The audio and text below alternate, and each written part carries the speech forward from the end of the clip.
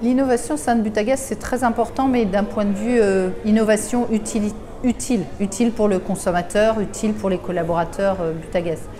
Et donc c'est quelque chose sur lequel on est tous assez ouverts et à l'écoute de ce qui peut se passer sur le marché.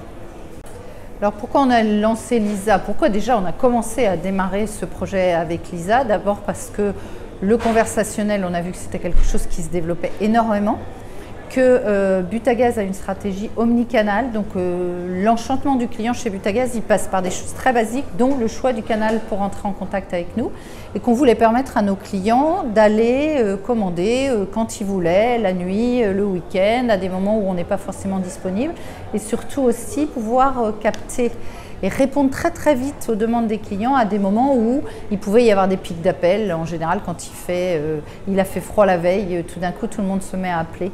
C'est l'ensemble des raisons qui ont fait qu'on a réfléchi à ça, plus une rencontre avec Zion, un peu par hasard, et qui nous a donné envie d'avancer plus loin.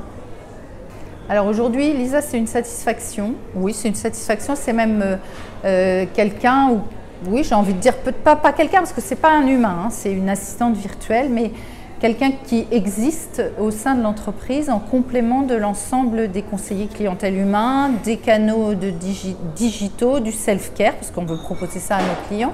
Donc il y a une vraie satisfaction, on ne s'attendait pas à ces résultats-là aussi vite, et ça a pris une part vraiment importante dans l'automatisation de nos commandes. Alors Lisa, elle est vraiment complémentaire à l'ensemble des collaborateurs, donc elle a permis de consacrer, pas encore trop aujourd'hui finalement, mais quand même de concentrer des collaborateurs sur autre chose, d'avoir un autre type d'activité, de bien prendre en charge les clients qui avaient besoin qu'on prenne du temps pour eux. C'est surtout ça qu'elle a permis de faire, Lisa.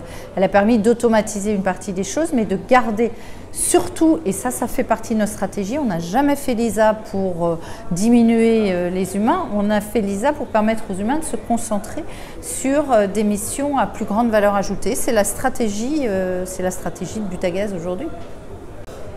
Alors, la suite de Lisa, c'est beaucoup d'idées qu'on peut avoir parce que travailler sur ce type de projet, c'est une nouveauté, c'est une aventure humaine importante au sein de l'entreprise et c'est la découverte de plein de choses qu'on pourrait enrichir. Donc déjà à court terme, on sait qu'on va développer la prise de commande pour une autre type d'activité sur un autre type d'énergie complémentaire.